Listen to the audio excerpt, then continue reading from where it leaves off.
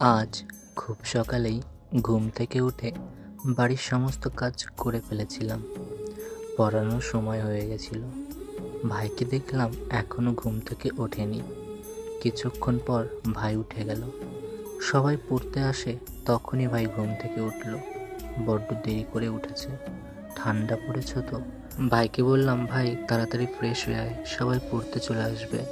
তারপরে ভাই পড়তে চলে আসলো। পড়ানো যখন ছুটি হলো, আমরা দুভাই খেতে চলে আসলাম। আজ রান্না করেছিলাম আলু, ফুলকপি, কুমড়ো দিয়ে আর গাজর দিয়ে একটা নিরামিষ। আমি সমস্ত নিরামিষ থালায় নিয়ে ভাইকে মাখিয়ে দিচ্ছি। ভাই বলছে, দাদা মাখিয়ে দাও। তাই ভাবলাম মাখিয়ে দিই। মাখানো সম্পূর্ণ হলে আমিও খেতে শুরু করলাম। ভাই তো ফুলকপিটা খেলো, বাকি সমস্ত সবজি না আমাকে দিয়ে দিল। কারণ ওর সবজিগুলো মাখা করে দিয়েছিলাম না। ভাবছিলাম ভাত দিয়ে হালকা হালকা করে খাবে, কিন্তু খেলো না। আর ভাবছি, ভাই যদি এমনভাবে খায় তাহলে তোর স্বাস্থ্য ভালো হবে না। কি আর করি, খেলোই না। তারপর আমি খাবার খেয়ে সমস্ত কিছু গোছাগুছি করছি, এবং গোছাগুছি করে থালা বাসনগুলো নিয়ে চললাম কলে, কারণ সেখানেই ধুতে হবে। আর ভাই দেখি খেলতে চলে গেছে। এই জলের ঢপটা দেখছো, এটা হচ্ছে বিসলারি জলের ঢপ। মা থাকাকালীন ভাইয়ের যে সমস্যাটা হয়েছিল, তখন ডাক্তার দেখিয়েছিলাম। ডাক্তারে বলেছিল বিসলারি জল খাওয়াতে। এই জলটার না অনেক টাকা দাম। অনেক দিন ধরেই ভাইকে এনে দিতে পারছিলাম না টাকার অভাবে। তবে ভাবছি শুধু টাকাটা দেখলেই হবে না, যে করেই হোক ভাইকে এনে দিতে হবে। না হলে ওর মুখ চোখের যা অবস্থা, দেখো আজও জল খায়নি। জলের বোতলটা দেখো এখনও ভর্তি, খায়নি। ভাবলাম ওই জলটা থাকলে না ও জল সম্পূর্ণটুক খেয়ে ফেলে, কিন্তু অনেক দিন ধরে এই জলটাও ঠিকমতো খাচ্ছে না। তারপর আমি এই ফাঁকা বোতলটা সম্পূর্ণ ভরে দিলাম আর ভাইকে ডাকলাম, দেখি এসেছে। ভাইকে একটু বুঝিয়ে বললাম, এই যে জল, তুই এই জলটা সম্পূর্ণ কখন খাবি? তুই কি সব কিছু ভুলে গেছিস? তোর সঙ্গে কি কি ঘটেছে, তোর মুখ চোখের অবস্থা দেখেছিস? এরকম থাকলে তো তোর শরীর ভালো থাকবে না ভাই। একটু ভয়ও দেখালাম যাতে ও জলটা সম্পূর্ণ খায়। কি করব বলো, ভালোভাবে না বোঝালে তো বুঝবে না। একটু ভয়ও দেখিয়েছি যাতে ও বুঝতে পারে। তারপরে বললাম, দেখ ভাই, তুই আজ যদি জল ভালোভাবে খাস, দেখ তোর জন্য ওই জলটা নিয়ে আসবো যেটা মা এনে দিত, সেটা খাবি, তাহলে আর তোর কোনো সমস্যা হবে না। ও বলছে, দাদা আমি এক্ষুনি জলটা খাবো। আমি বলেছি, ঠিক আছে, তাহলে তোকে এই জলটা এনে দেবো।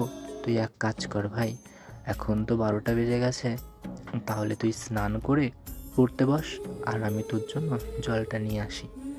ভাই বলছে, হ্যাঁ দাদা পড়তে বসবো। আমি বলছি, আচ্ছা পড়তে তো বসবি, তাহলে স্নানটা কর। এখন তো 12টা বাজে, আর তুই এই জলটা সম্পূর্ণটুকু না খেয়ে ফেলবি, আর কাল থেকে ভালো জলটা খাবি, ঠিক আছে? যখন ঘড়িতে দেখলাম 12টা বেজে গেছে, তখন ভাইকে বললাম, ভাই তোর এখন স্নান করার সময়, তুই এখন স্নান করতে যাবি আর আমি বাজারে চলে যাব। ভাইকে বলছিলাম, তুই আমার সঙ্গে যাবি? প্রথম বলেছিল হ্যাঁ যাব। তারপরে বলছে যে কি কিনে দেবে তাহলে খাবার? আমি বলেছি, তুই যদি যাস, তুই যা চাবি তাই কিনে দেবো। তারপর বলছে, কোথায় যাব তাহলে তোমার সাইকেলে? তুমি তো পিছনে করে জল আনবে। যেই বলেছি সামনে বসতে হবে, সে বলছে কি, না বসবো না, তাহলে যাব না, আমি বাড়িতেই তাহলে পড়তে বসবো। আমি ওকে ভালোভাবে বোঝাচ্ছিলাম ভাই যাতে জলটা খায়। ও হয়তো বুঝতে পারছিল, হ্যাঁ হ্যাঁ তো করছিল, জানি না আদেও বুঝতে পারছিল কি না। তারপর ভাই বলল, ঠিক আছে দাদা, তাহলে তুমি যখন আসবা এসে দেখবা আমি পড়ছি। আমি ওকে একটু ভালোভাবে বোঝালাম, ও যাতে বুঝতে পারে। সব কথা শুনছিল, বলছিল তো হ্যাঁ এক্ষুনি বসবো পড়তে। সমস্ত কিছু যখন বলা বলি শেষ, তখন আমি ভাবলাম ভাই তো বুঝতে পেরেছে, যাই তাহলে আমি ঢপটা নিয়ে। দড়ি খুঁজে পাচ্ছিলাম না, ঘরে দেখলাম এই দড়িটা রয়েছে, কারণ জলের পিছনে যখন ঢপ আনবো জলটা তো পড়ে যাবে। সেই কারণে ভাইকে বলেছিলাম একটা দড়ি দিতে, ও এই দড়িটা খুঁজে পেয়েছিল। তারপর আমি ভাইকে বললাম, যা ভাই তাহলে এখন তুই স্নান করতে যা, আর আমি জল আনতে চলি ঢপে। যখন জল আনতে যাচ্ছি, ভাবছি এই জলটা আমি আদেও বাজারে গিয়ে পাবো তো? কারণ এর আগেও না যখন কিনতে যেতাম, অনেক দোকান খোঁজাখুঁজি করে তারপরে কিনতাম। অনেক দোকান আজও খোঁজাখুঁজি করে এই দোকানটার খোঁজ পেলাম। এই পিছনের ছোট ছোট বোতলগুলো দেখে বুঝতে পারলাম হয়তো এই দোকানে থাকতে পারে। তারপরে দেখছি হ্যাঁ, ওই পিছনে বড় বড় ঢপগুলো ছিল। তারপর আমি দোকানের ভিতরে ঢুকলাম। বলল, তুমি যদি জল নাও ঢপ সমেত মানে তাহলে 220 টাকা, আর যদি ঢপ দিয়ে যাও একটা ফাঁকা ঢপ তাহলে 110 টাকা। তারপর আমি বললাম, আমি তো ঢপ নিয়ে এসেছি ফাঁকা ঢপ। এবার ভর্তি ঢপ দিয়ে দিল 110 টাকায়। সেটা নিয়েই বাড়ির দিক যাচ্ছি। যখন ফোনটা ধরেছিলাম আর মনে হচ্ছিল পিছন দিয়ে ঢপটা পুড়ে না যায়, তার জন্য আর বেশিক্ষণ ফোনটা ধরে রাখতে পারলাম না। বাড়ি এসে সবার প্রথমে ভাইকে ডাকলাম, ভাই একটু তাড়াতাড়ি দৌড়ে আয়, সাইকেলটা একটু ধর। আমি তো ঢপটা নামাতে পারছি না। তারপর ও দৌড়ে আসলো এবং সাইকেলটা ধরলো, আর আমি ঢপটা সাইকেল থেকে দড়িটা খুলছিলাম ঢপটা নামানোর জন্য। তারপর ঢপটা নামিয়ে আমি ঘরে রেখে দিলাম। ভাই পড়ছিল, কারণ ওকে আমি বলে গেছিলাম, ভাই তুই পড়বি আর আমি তোর জন্য খাবার আনি। সত্যি বলতে খাবারটা আমি আনিনি। ধীরে ধীরে বাতাস, পরিষ্কার নীল আকাশ, চারিদিকে অনেক দূর পর্যন্ত দেখা যায়। যদি কোনো উঁচু জায়গা থেকে জল ওটা তোর জন্য, ওটা না, ওটা তোর জল, তুই ওইখান থেকে কষ্ট হয়েছে।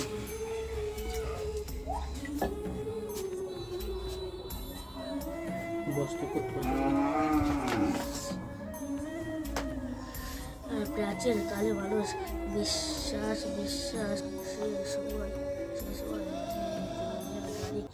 এরোপ্লেন কিছুই ছিল না। এবার আজকে তুই জল ঠিকঠাক করে খাবি, ঠিক আছে? চালানো হয়েছে, কিন্তু ওই জলটা যদি না খাওয়া হয়, দেখ মুখ চুপ দেখ কিরকম হয়ে গেছে, পুরো সাদা সাদার মতো হয়ে গেছে। খাবি তো জল ঠিকঠাক করে? তখনও মনে হচ্ছিল মায়া যদি থাকতো কতই না ভালো হতো। মা বাড়ির সমস্ত কিছু গোছাগুছি করতো, আমি তাও ভাইয়ের দিকে একটু খেয়াল রাখতে পারতাম, কিন্তু কি আর করবো। এবার কটার সময় পড়তে বসেছিস? মিথ্যা কথা, সত্যি পড়, তাড়াতাড়ি করে পড়।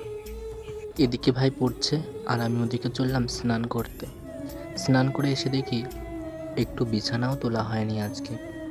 সমস্ত বিছানা তোলাতুলি করছি আর দেখছি সময় এখন 2টো বেজে গেছে।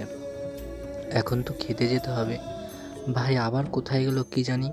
এদিকে আমি বিছানাটা গুছিয়ে নিলাম। তারপর ভাবছি, দেখো বই পড়ে বই খাতাগুলোও গুছাইনি।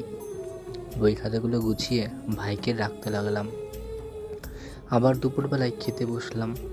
এবার খেতে বসে না আর সেই ভুলটা মাথায় ছিল যে এবার আর তেমন ভুল করলে চলবে না। তো তোমাদের বলি কি ভুল। ওই সকালবেলায় যখন খেতে দিয়েছিলাম তখন তো ভাই একটা সবজিও খায়নি। এবার আমি একটা ফোন দিয়ে আটলাম যে ভাইকে সবজিগুলো খাওয়ানোর একটা মাত্রই উপায়, সমস্ত সবজিগুলো যদি আমি মাখিয়ে দিই তাহলে ভাই তো আর ফেলতে পারবে না। দেখো ভাই রেগে গেছে, বলছে খাবো না আমি। এরকম করে কেউ খায় নাকি? আমি বলছি খেয়ে দেখ ভাই, ভালো লাগবে। এটা সেটা বলে মাখিয়ে দিচ্ছি, দেখো ভাই রেগে গেছে। আমি বলছি রাখবে, রাগ করুক, সমস্যা নেই, তবে খেলে তো ওরই উপকার হবে। তারপরও খেতে লাগলো। ও আর আমি খাবারটা খাচ্ছিলাম। ও রাগিভাবেই খাচ্ছিল, তবে কি এসে যায়, তাই না? ও খাচ্ছে সেটাই বড় কথা। খেতে বসে ওর জল তেষ্টা পেয়েছিল। দেখো ও জল তেষ্টা পেলে উঠে একটু গ্লাসও আনে না। তারপর আমি কি করব, ওকে গ্লাস এনে দিয়েছিলাম, তো সেখান থেকেই ও জলটা খাচ্ছিল। যেভাবেই হোক ভাইকে খাওয়াতে তো পেরেছিলাম। খেয়ে ও খেলতে চলে গেল। আমি বলছিলাম, ভাই একটু থালাগুলো আমাকে একটু কলপারে রেখে দিয়ে আসবি, আমার তো পড়ানোর সময় হয়ে এসেছে। ও বলছিল, না দাদা তুমি করো। কি আর করব, মাঝে মাঝে একটু সময় ঠিক করে দেয়, তবে এখন আমারই করতে হবে, ও করবে না। তারপরে আর কি, আমি আবার থালা বাসনগুলো নিয়ে কলে যাচ্ছিলাম আর ও চললো এখন খেলতে। আমাকে বলেই গেছে। আমি বলেছি ঠিক আছে তাহলে যা। ও তো খেলতে গেছিলো, আমি পড়াচ্ছিলাম। হঠাৎ ও আমার কাছে এসে ওর চোখটা দৌড়তে লাগলো। আমি বললাম কি হয়েছে ভাই? ও বলছে দেখো চোখে কেমন জানি একটা লাগছে। ও নিজে আয়না দিয়ে চোখটা দেখছিল। তারপরে বললাম, আমার কাছে আয়, আমি দেখি। চোখের মধ্যে একটা বুড়ো গেছিল, তার জন্যই ও চোখ জ্বলছিল। তারপর আমি কি বললাম, ওই গামছাটা দিতে আমাকে। সেই গামছাটা যখন ভাই আমাকে দিল, তারপর আমি ওর চোখ থেকে ওই ব্রুটা বের করতে লাগলাম। ওর ওই জন্য চোখে ভীষণ সমস্যা লাগছিল। তারপর ভাইকে বললাম, আমার কাছে এখানে বসে থাকলে তো তোর সমস্যা হতো না, হয়তো কোনো পোকাও ঢুকেছিল, ওর চোখ ডললে চোখ জ্বালা করবে তো। ওকে বুঝিয়ে আর পারলাম না।